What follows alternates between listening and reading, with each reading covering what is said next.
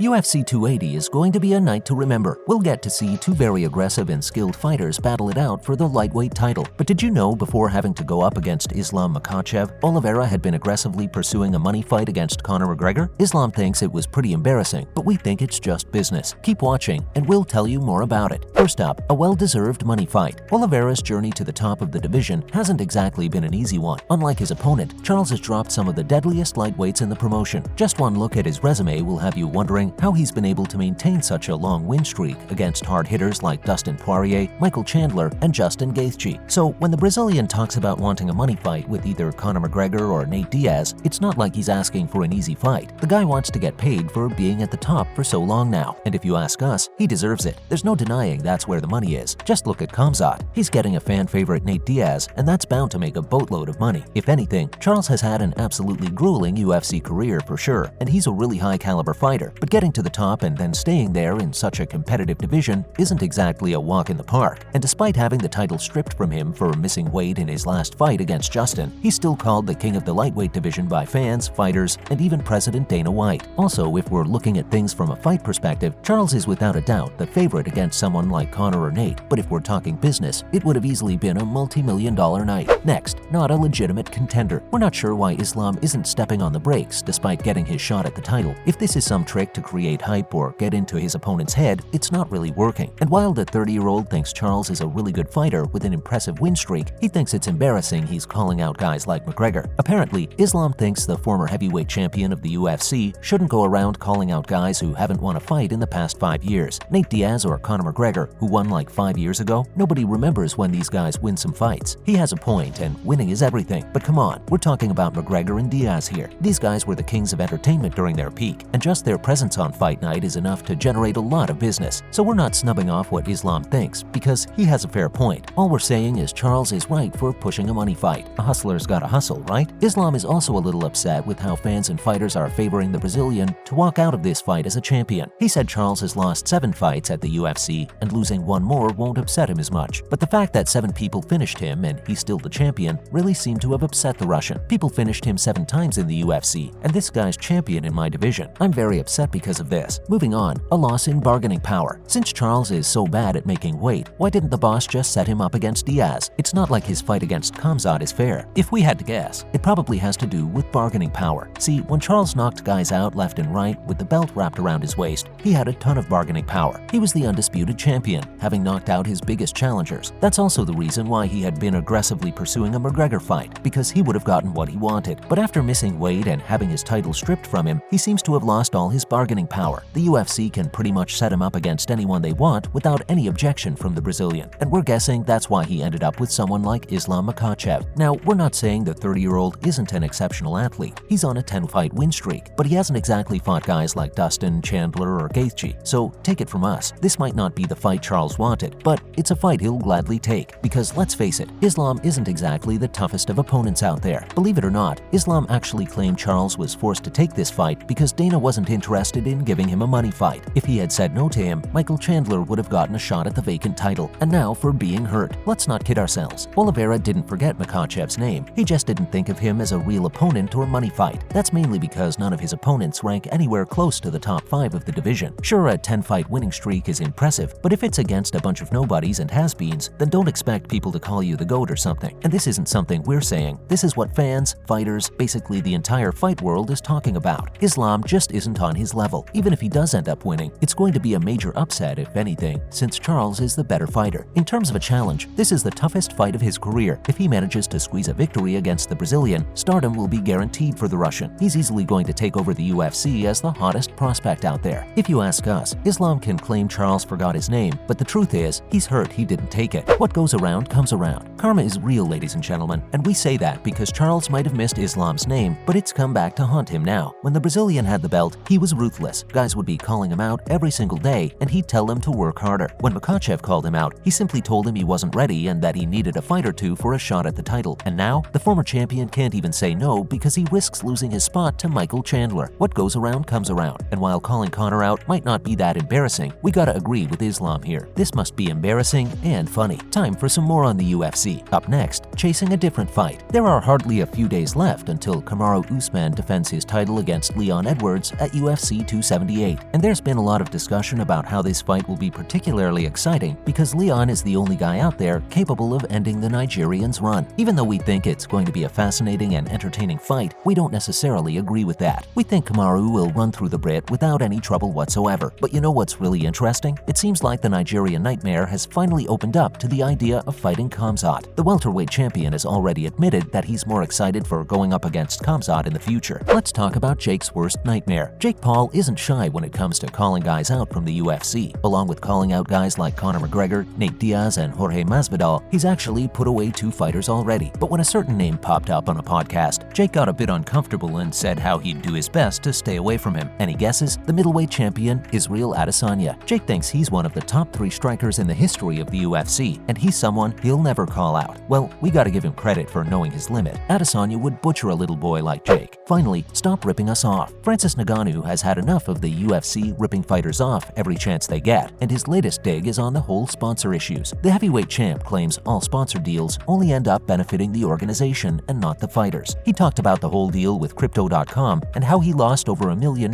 because of that deal. He also called out the UFC for not allowing fighters to have any private sponsors. The Nigerian said fighters should be allowed to have a minimum of at least 2 sponsors to make money. We're pretty sure he's just gonna leave the UFC once his contract finishes. Another legend parting ways with the promotion on bad terms. It's about time Dana takes a hint that the problem isn't with fighters, it's with the company. That's it from our side, folks. So, what do you think? Has Islam been talking too much lately? Is this all an attempt to build hype? Let us know in the comments below. Remember, don't forget to like this video and subscribe to our channel for more entertaining content in the future. Thanks for watching, guys, and see you next time.